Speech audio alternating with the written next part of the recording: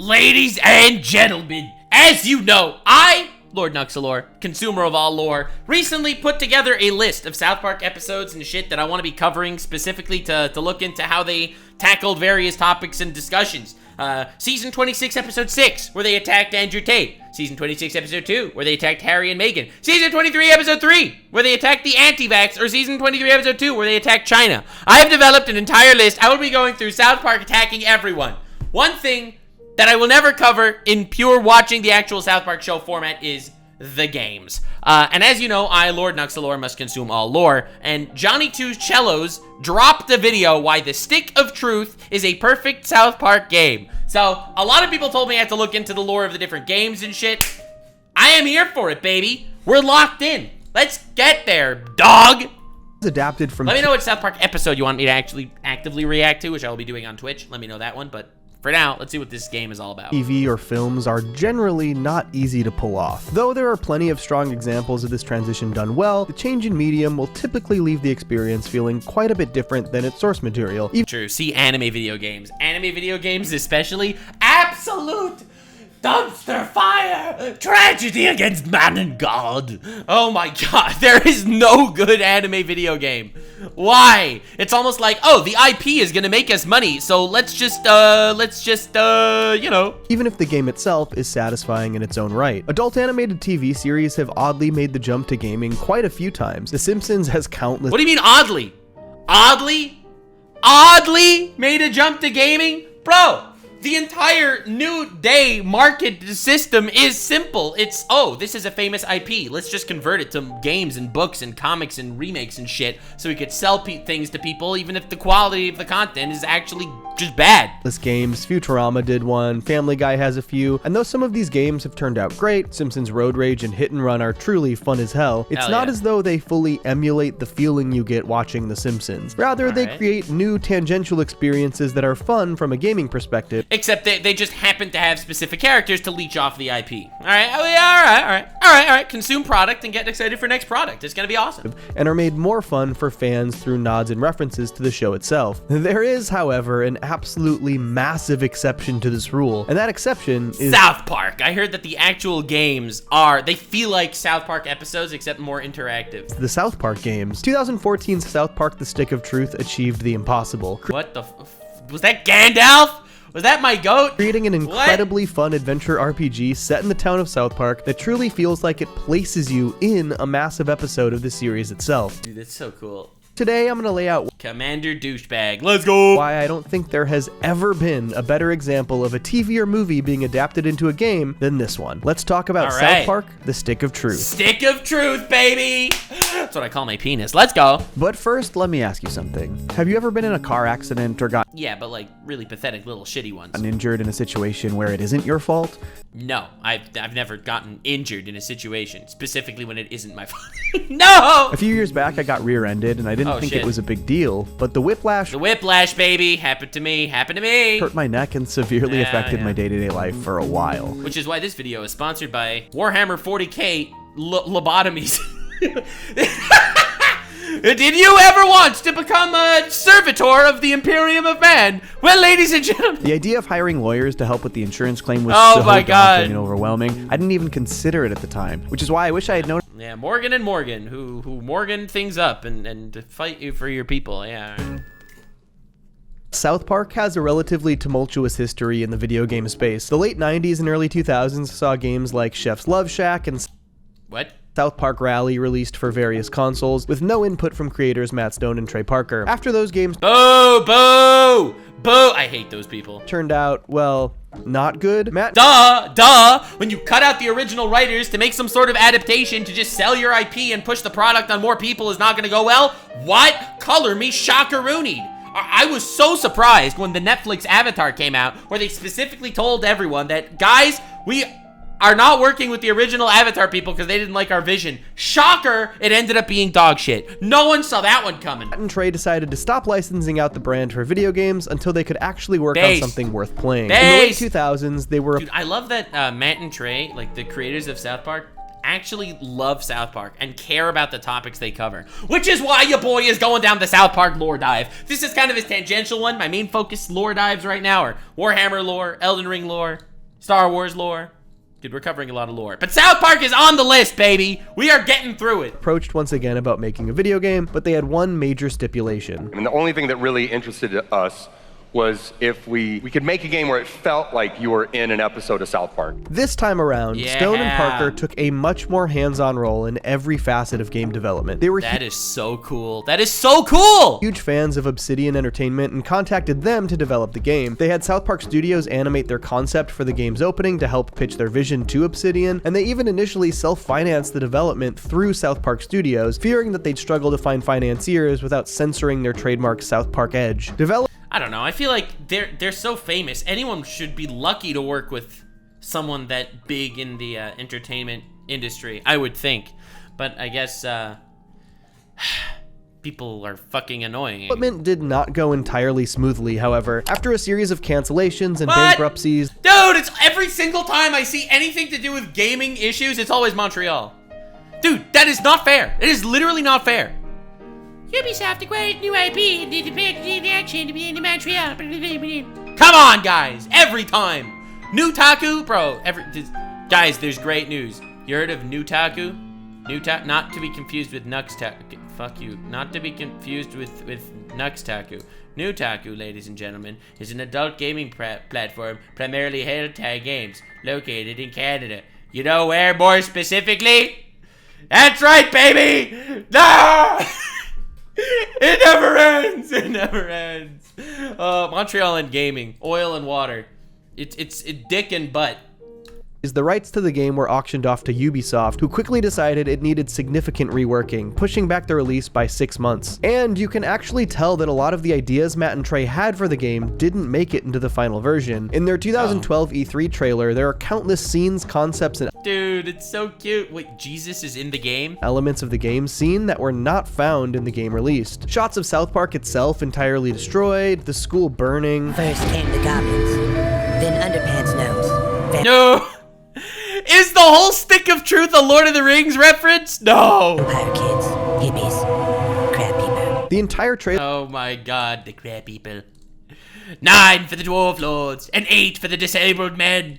is loaded with scenes and locations that would never be seen. Dramatic discussions in caves, a massive fight Lord of the Rings style, you even see a summon of the woodland critter Barry the Bear, and a Oh my fight God. against multiple crab people and vampire kids. The game Nice. itself would ultimately include only a single crab person, and the No. vampires were relegated to background filler. However, despite their lofty goals not quite being met in the development stage, South Park The Stick of Truth nailed the unequivocally most important aspect. It felt like South Park. That's actually crazy. That might be the most exciting way you can possibly describe a game, you know?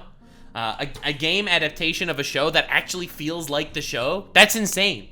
And listen, I've been sponsored by a lot of anime video games over my years on YouTube.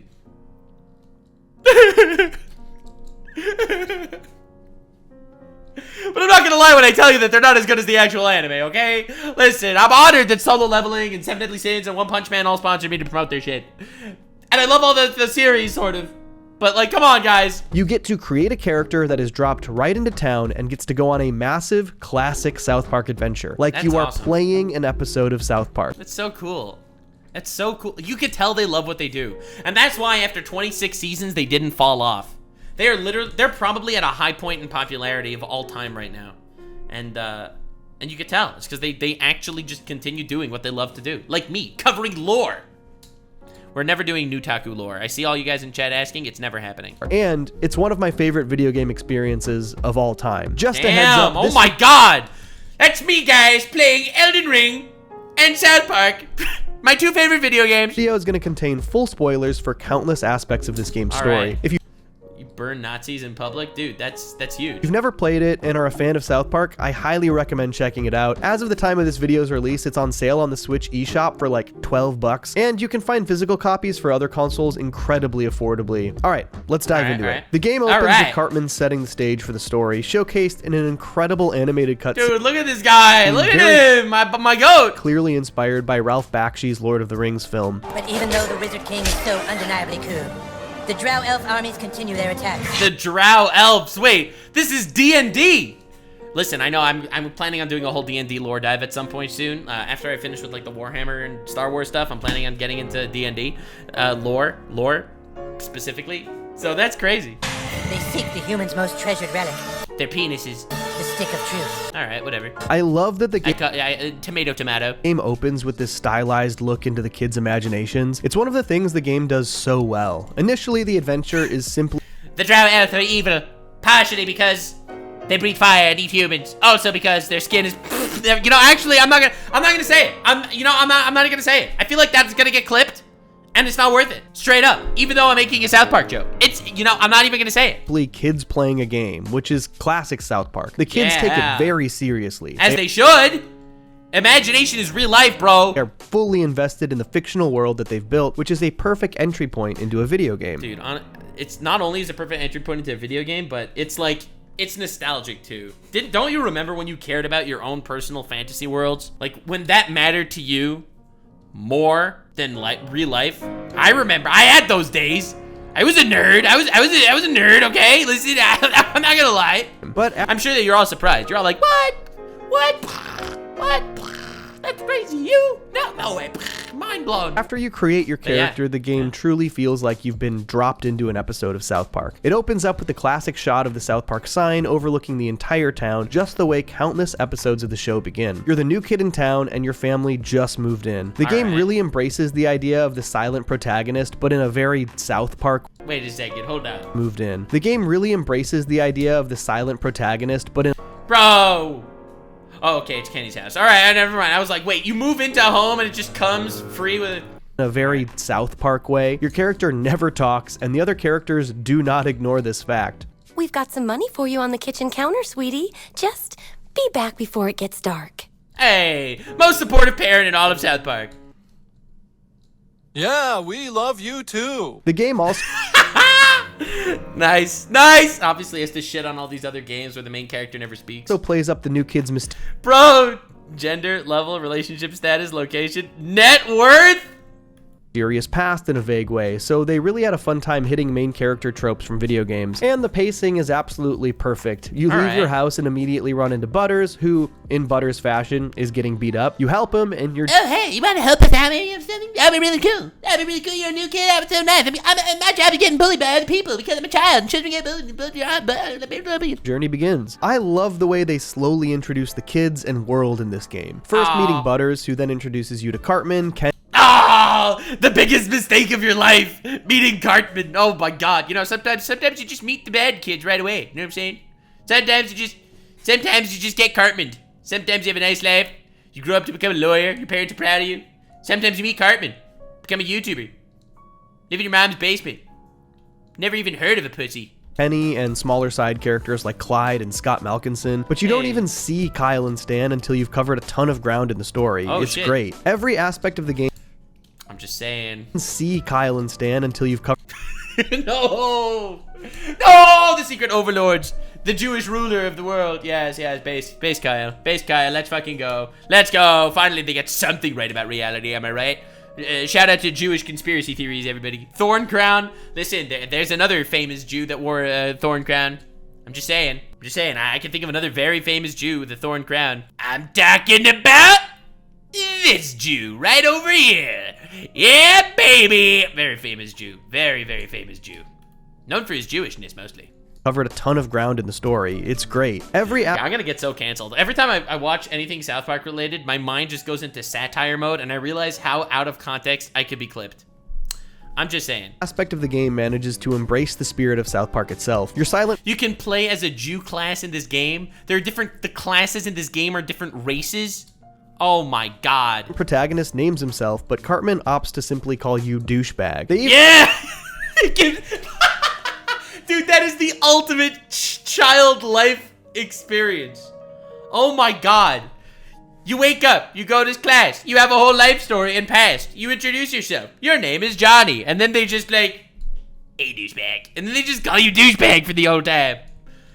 Your name, pointless, worthless, meaningless. We will describe you the way we see fit. God, fucking kids are brutal, aren't they? Even make the combat tutorials fun. The classes are mage, fighter, thief, and Jew. There is no way. Hold on. The stick of truth classes. I can't believe this is real. I cannot believe this is real. Fighter. Fighter. A fighter is courage, honor, and the ability to kick fucking ass. Mage. A mage is a wizard, only not as cool. Thief. A stealthy class that requires innate skill and sneaky feet. And Jew, huh? Guess we'll never be friends. Oh my god, that is insane. No! Jew, huh? Guess we'll never be friends. Cartman wouldn't be pick a class. And Jew from New Jersey? You're basically Kyle's mom. Cool. No! The fandom was written by Cartman. No! Abilities. The Sling of David. This is so crazy. Cast the first stone on an enemy. Deals more damage if done perfectly. It can lead to self-injury if done improperly. Controls. No. Okay. Sure. Jiu-jitsu. What? I cannot believe this. Utilize a secret Jewish martial art to pummel your target with a stunning strike. Jiu-jitsu deals holy damage. Okay, sure. Circumcise! Oh my god, slices up the armor and shields. Alright. High bleeding damage to sensitive area. Oh god. Whirling doom. Send your dreidel bouncing between random enemies. Alright, sure. Plagues of Egypt! Summon a mix of pestilence, fiery hail, frogs, and flying insects. Alright, that's fucking awesome. Oh my god, dude. Funny with Cartman deriding you when you make mistakes, and my favorite part, Clyde crying after you beat him up. And at the end of your inauguration, the introduction to the sacred relic itself, and the very basic idea which this entire game is founded on. Just 2 days ago, we took the stick back from the elves. Our kingdom was dying, but now it thrives. For whoever controls the stick controls the universe. Dude, that's so awesome. I love the fake fucked up lore that they give themselves. I love how they start off with saying they took it from the elves. They know they're the bad guys, but the Imperium of Man are always the good guys. There's two groups of people here. Okay, there's us, and then there's not us. Again, I just love how the kids make a simple idea such a massive and dramatic task. On its face, it's literally just keep the stick away from the other team, but in their game, it's the livelihood of their entire kingdom. But that's the beauty of you know, childlike imagination. It's beautiful in its own way. And South Park does have a couple episodes here and there that really does capture that, you know? It's just the way it captures that childlike love, that childlike imagination. Even though it's a fucked up world in South Park. Kids play, and it's so perfectly in the spirit of South Park. Reminiscent of episodes like The Return of the Fellowship of the Ring to the Two Towers. Oh, dude, I was told I had to watch that one. Or Good Times with Weapons. And again, it's perfectly paced. Right after this, the elves attack, stealing the stick immediately. No, we still control the universe. It's God. The entire opening What? sequence of events. I can't believe they actually did this. Fighter, mage, thief, and Jew. That's crazy. Is an incredible That's wild. Introduction to the game. It establishes the characters, stakes, gameplay, combat, and genuinely feels like you're in an episode of South Park. All handled in about 20 minutes. And That's then awesome. you get your first real quest. Go out and corral Cartman soldiers, a perfect way to get you acquainted with South Park itself. And oh man, if you are a fan of South Park, it cannot be overstated how amazing it is to be able to just fully explore everything the town has to offer. That's You've got awesome. 3 kids to recruit back to Koopa Keep, but it is unbelievably easy to get lost, exploring the nooks and crannies of the town, checking out Main Street, That the is park, so or sick, nosing around dude. all of the kids' houses and rooms. And exploring is unbelievably rewarding for fans of the show, as every single location Oh my god, like the Butters thing. is jam-packed with Easter eggs. Exploring the gang's rooms, and particularly their closets, yields a full-on treasure trove. In Cartman's closet, you can see Osimo, the coon costume, his Faith Plus One record, the sword from when he was a pirate, a helmet he wore in Up the Down steroid, and so many more. Kyle's closet has his Chewbacca mask from the Season 1 episode Pink Eye. This is so cute. Oh my god. It's like, what a way to adapt a story. And a photo of his elephant. Butter's closet has his Professor Chaos costume, an Imagination Land collector's set, his Montequilla Oh, I was also told I had to do the Imagination Land episodes. I think it's like a 3-parter. hat. Plus, you can get the key to his Chaos Lair at the You Store It, packed with even more fun references, including a wall dedicated to finding Mysterion's identity. Kenny's closet has his Mysterion costume, the conch of blind faith from Jubilee, a bottle of Pregnant No More, but the best has got to be Stan's closet. I'm never coming out. One of my Oh, dude, because they had that whole episode with, who was it that they had in the closet for like the whole episode, and then it turns out he was actually gay, and he tried to sue South Park. That was like a whole drama. The whole crazy situation. My other favorite Dude still in the closet? Oh my god. details is in the Tom Cruise, right. school. There's an entire display called the Hall of Honor that shows all the characters who have died. Miss Crabtree, Miss Chokes on Dick, Chef, Pip, and Miss Chokes on Dick. Dude, there's so much South Park lore I have to consume. Gordon Stoltzky. They also have this first place ribbon labeled 2005, a meta reference to the fact that South Park won its first Emmy in 2005. Hey, that's cute. But this whole quest to recruit Craig, Tweak, and Tolkien really shows you around all of South Park. The guy's need me now? Well, there's no way, man. I have way too much to do. Tweak asks you to go pick up something for his parents' coffee shop so he can get out to play sooner, which takes you down to Kenny's house to get some secret ingredients. Once you finish, he sends you a friend request and he heads to Koopa Keep. Then you can't get on Tolkien's property without getting past the security guard who pepper sprays you, so Bro, dude, this is a child. you have to go down to Jimbo's shop to get a gas mask. Then when you get to his door, Tolkien sends you a friend request and he joins up. Huh. Hell yeah. Oh, wait a second. Oh, they called him Token. No. That's weird. They spelled Tolkien's name wrong. Oh my god, dude. Because didn't they have to change that at some point? They called him Token because he was the token black kid character. And then they had to change it to Tolkien at some point. Was that a thing? Boy, I really hope somebody got fired for that blunder. Oh well, but this first quest is a perfect way to make sure you know your way around South Park and get an opportunity to explore the entire town. You also learn that Craig is in detention, which sends you on your first real mission, but not before you start to learn magic, which is just your farts. I mean, it wouldn't be South Park without some serious... Dude, I'm telling you, I did the whole streaming wars shit on Nuxanor recently. That was awesome. Toilet humor, right? Your character... Oh, they didn't have to change it. They chose to. They changed it to gaslight us? That was the joke? They changed Token to Tolkien and then made believe it always was Tolkien to gaslight the audience? Like how modern shows keep changing shit and being like, oh, it was always like that. There were always female custodies, you know, like that whole thing. Possesses incredible farting abilities that will become more powerful over the course of the game. But they come with one important rule. But, dude, seriously, remember, don't ever do that on someone's balls, okay? Seriously. Do That's important. not forget that one. It's important. But breaking Craig never fart on someone's balls. That's just common decency, honestly. out of detention is sort of like a dungeon. You've got to collect various keys to get into different rooms of the school, to get more keys to get into other rooms so you can break Craig out, all while fighting the Ginger Hall monitors. Not the Ginger Hall monitors, anyone but them! You're down. All hallway monitors to the right hallway. I still find it hilarious that Ed Sheeran was bullied in school, and he blamed his being bullied on how South Park demonizes ginger kids. That's my favorite fucking lore drop of all time. Oh, god damn it. Here they come.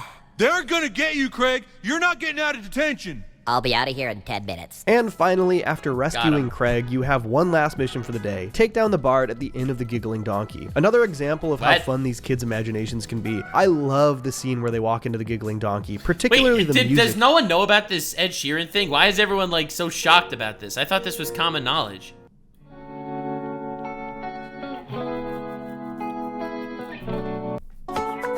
During a recent interview via The Independent, the singer-songwriter admitted that the Ginger Kids episode fucking ruined my life when it aired back in 2005. Yeah, dude, actually true. Here. Stay closer, douchebag. The Inn of the Giggling Donkey harbors the scum of Alzaron. After a full day... Dude, I love that, like, through the eyes of children, these environments completely change. And it's true. And it's beautiful. Oh, God. This is like nostalgia and also incredibly fucked up at the same time. Day of fighting, exploring, and adventuring, you recover the stick of truth, and as you are a kid, you have to go home because it's bedtime. Damn. One of my favorite details is that if you don't go home right away, your parents will find you and yell at you. There you are. We've been looking all over for you. Do you know how late it is? You are grounded. So this game operates... That's hilarious! It's on a day-night cycle. During the day, you get to go explore the town and do quests and side quests at your own leisure, and during the night, you're given a more focused linear side plot. And the first linear side plot could not be more perfect for not captured by aliens like the very first episode. the first South Park game. Alien abduction. Yeah! I mean, how could you make a anal probes, baby. South Park game without heavily featuring these aliens? The main antagonists in the pilot episode of the entire show. I watched the pilot episode, by the way, and it never ended up on my Nuxanor somehow. Okay, I have to ask my editor whatever happened with that, but that's crazy. Although, honestly, there is a ton of stuff that happens on the alien ship that I cannot show you in this video without No, please don't.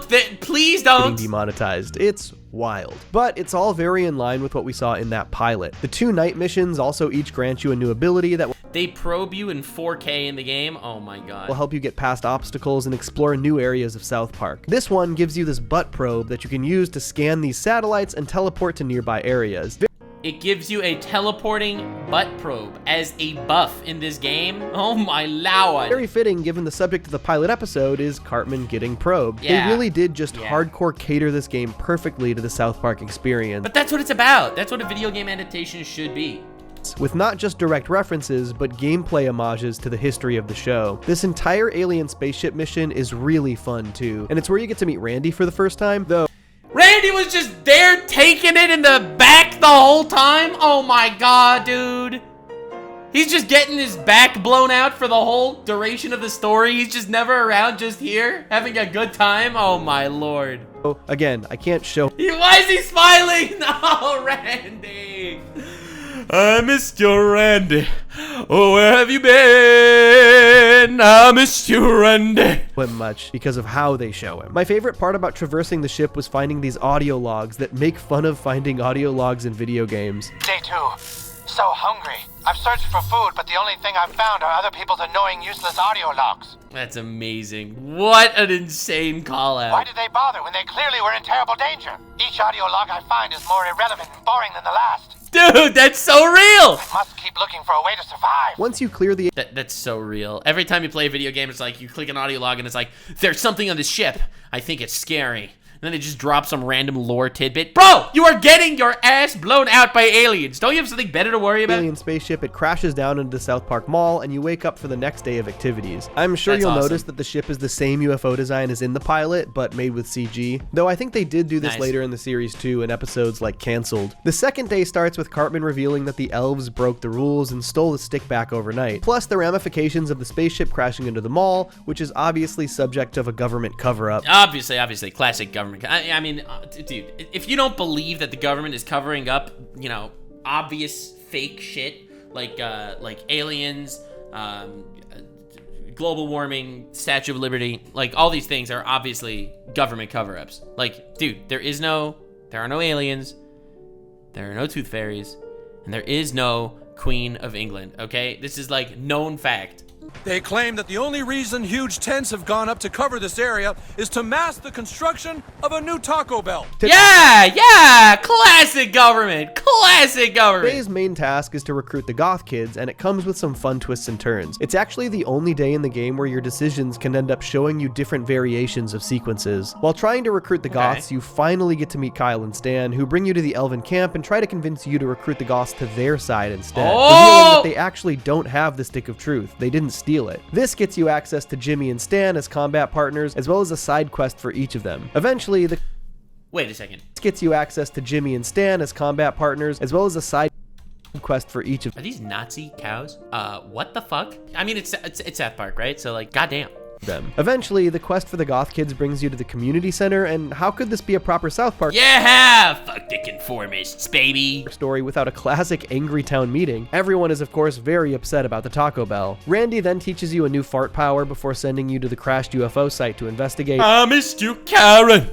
Where have you been? Andy does this, which is truly one of my favorite moments in the game. So funny. The investigation uncovers that this isn't a Taco Bell Jiu-jitsu, baby, at all, and that the green playing as a Jew and killing Nazis with the disabled kid is magical. Honestly, that's just the Messiah right there. Does it get any better? Goo from the crashed UFO is actually turning people into Nazi zombies. Yeah, dude, this is Call of Duty all over again. We didn't do the Call of Duty lore dive yet, but goddamn, come on. God damn it.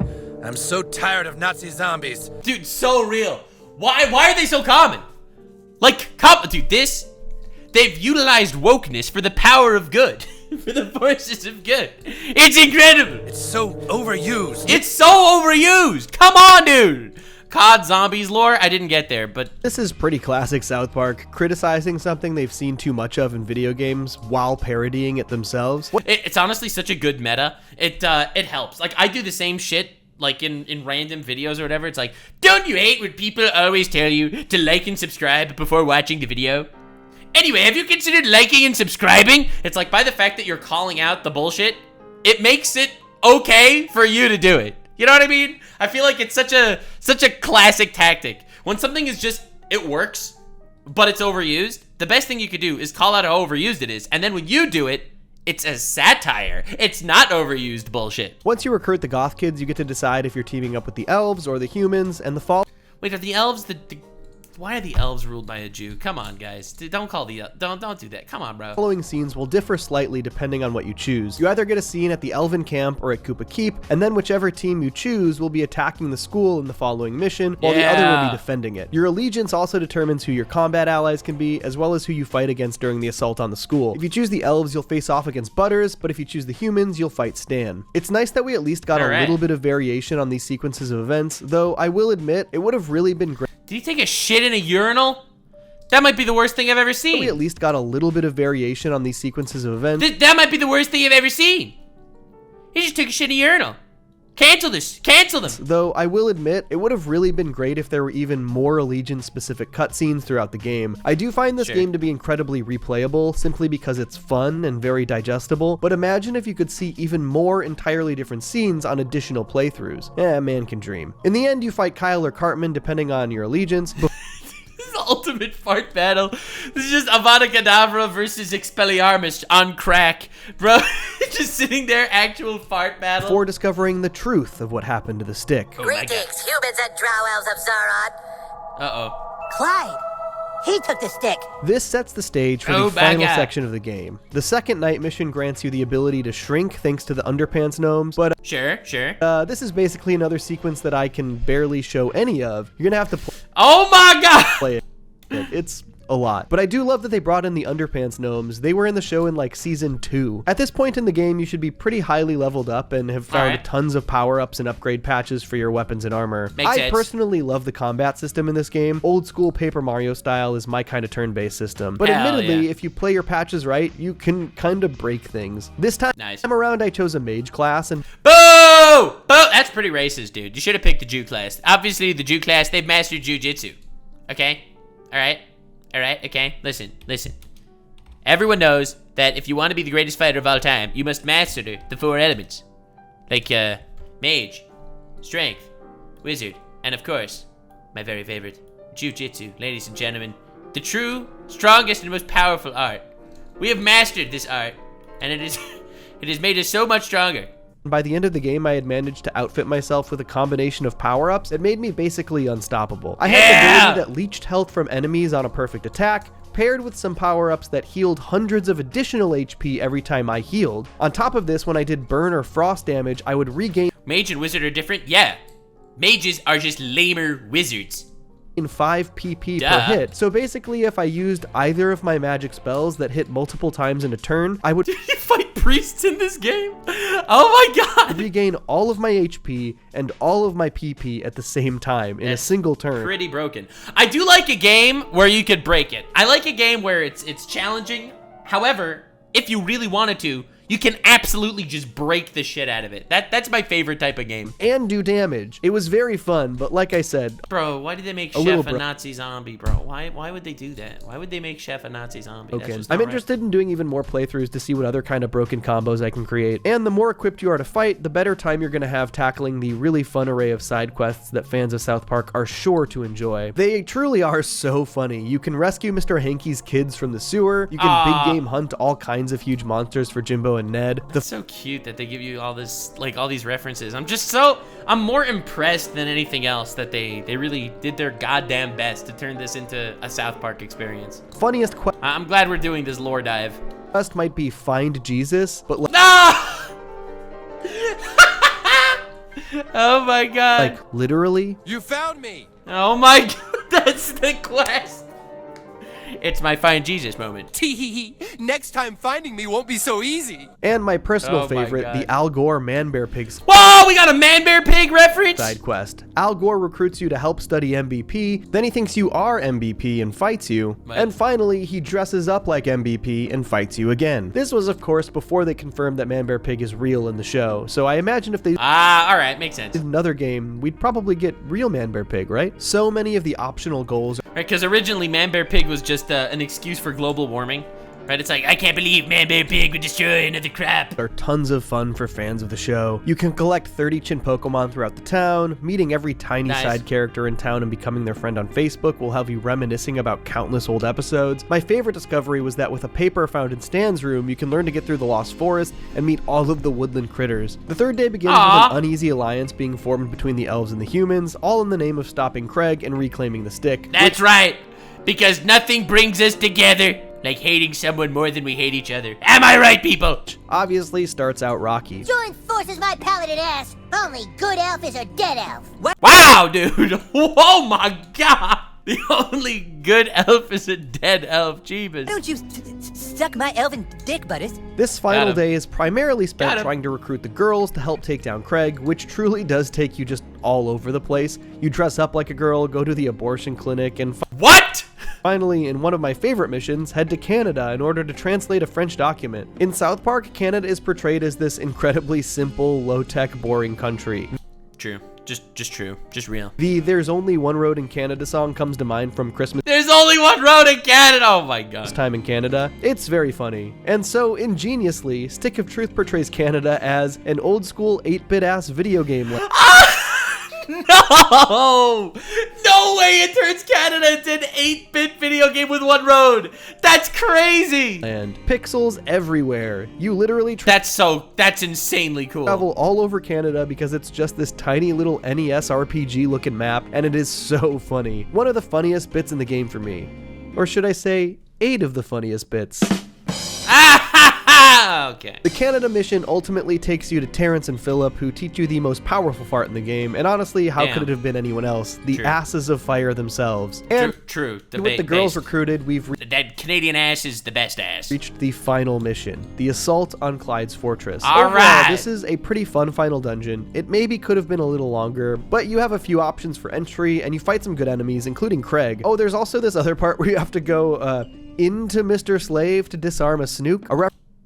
What? Reference to the episode The Snook, and the entire mission is also a reference to the Lemmiwigs adventure from Death Camp of Tolerance. I'm not entirely sure how much of it I can show you, but I did love seeing the souls of the dead animals again. And then we begin the final boss fights, and this first one is a doozy. Rather than fight Clyde, he uses the green goo to You have to go inside Mr. Slave. That sounds so wrong. resurrect Chef and oh my lord, it's Dio.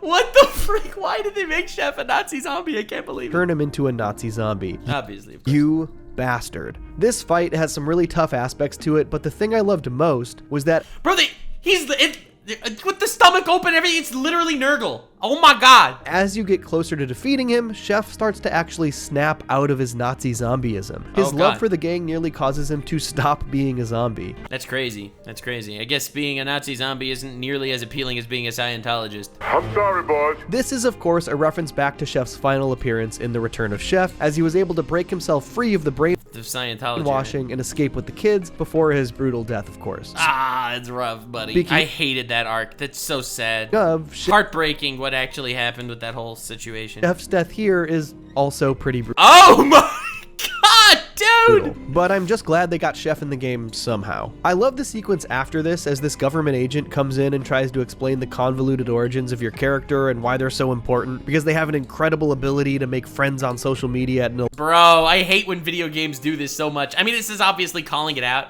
but at the very end of the game, when there's just a lore drop, and the reason why all this had to happen was because of all these things that you couldn't have possibly picked up in the middle of the gameplay, but I'm going to spell it out to you now. Vata Vidya fucking style at the end. Can you imagine how annoying it would be at the end of Elden Ring if you have connected the Elden Ring. Also, this is the lore for that, and this happened here, and this was crazy the way this happened. You were the chosen one all along because of your superpower to, and you just, oh god. Alarming rate. But Cartman's response to this really makes it. Can we skip this? Like, hit the skip button or something? And Based! This all leads to something actually kind of unexpected. A Princess Kenny betrayal. Although the Black Friday trilogy that preceded the release of this game did show Princess Kenny swap sides multiple times, so maybe they were just kind of hinting at her disloyalty. But truly, how could this game have ended any differently? How could... You mean with the naked government agent and the Princess Kenny? I honestly, I don't know.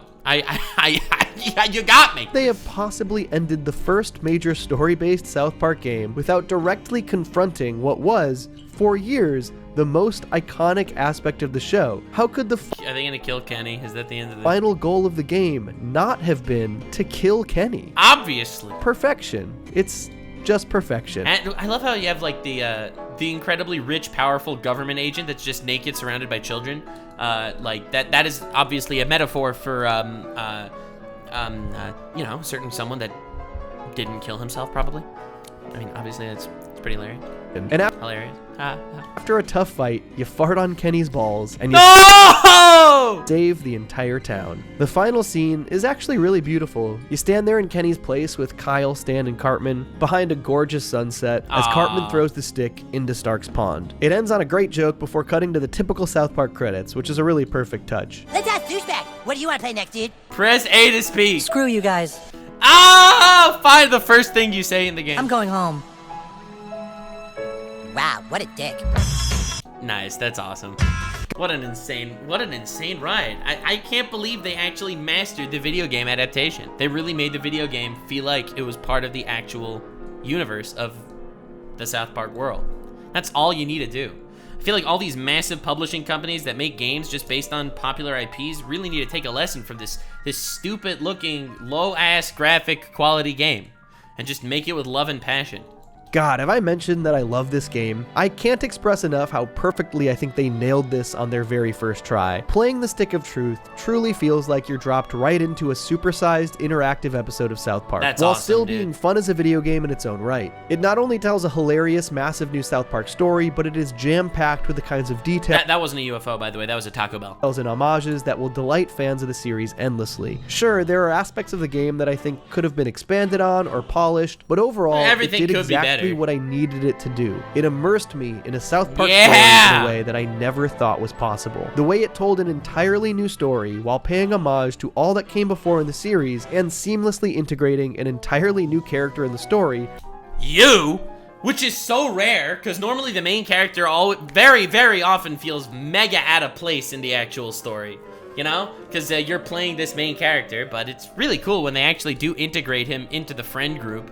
And then they make it his canon superpower that he has the ability to make friends with people quickly, which is why Cartman didn't call you much worse than a douchebag for most of that story, I guess. You to play as. It is ridiculously impressive. I've played through Stick of Truth 4 separate times, and it seriously never gets old. And I'm so glad that Matt and Trey are continuing to make these games. Yeah, I was told I need to react to the lore for Fractured Butthole also. And so, next time, let's talk about their follow-up, South Park, Fractured Butthole. Hey! Alright, you know, 10,000 likes and we'll do that too. Definitely check out Johnny Two Cellos. This was a really good video. I feel like you did a really good job putting all this together. And I feel like I understand the South Park world lore just a little better. Guys, you don't understand how extensive my list has become. We're gonna do the COVID special. We're gonna do the NAMBLA episode that's high on the list. The political correctness episode. Dude, I want to get the South Park lore down. I feel like there's so much here, and as you know, I, Lord Nuxanor, will consume all lore. Thank you so much for being here. Definitely check out Johnny Two Cellos and stay weird, fam. If you made it to the end, click one of these 2 videos, which also will definitely get me canceled. See you live on Kick. Stay weird, fam.